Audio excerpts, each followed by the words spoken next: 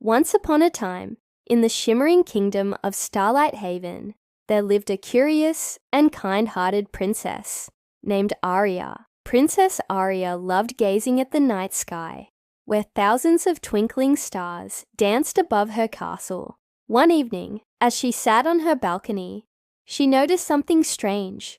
The brightest star in the sky was missing. Without it, the night seemed darker, and the other stars looked sad. Determined to help, Princess Aria set off on a journey to find the lost star.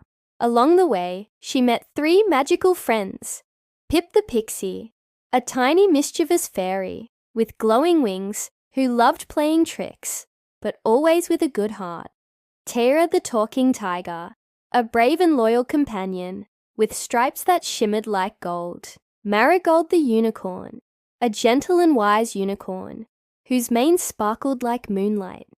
Together, they ventured through enchanted forests, crossed singing rivers, and climbed the cloud staircase that led to the sky. The quest for the lost star. They soon discovered that the star had fallen into the land of shadows, where a lonely shadow sprite had taken it. Thinking no one would miss it, Princess Aria approached the sprite kindly. "Please, may we have our star back? The night sky isn't the same without it." The shadow sprite sighed. "But I wanted something beautiful to keep me company." Pip had an idea. "What if we give you something else? A piece of the moon's glow."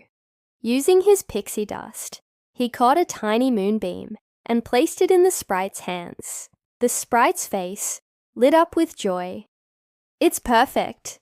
Thank you." And with that, the star was free. A sky full of magic. Princess Aria and her friends carefully carried the star back to the heavens. As they placed it in its spot, the night sparkled brighter than ever before. To thank them, the stars twirled and swirled, creating a dazzling aurora of colors across the sky, a gift from the heavens themselves. The moral: kindness and understanding can light up even the darkest places. And so, Princess Aria and her friends knew that no matter how far they wandered, the sky would always guide them home.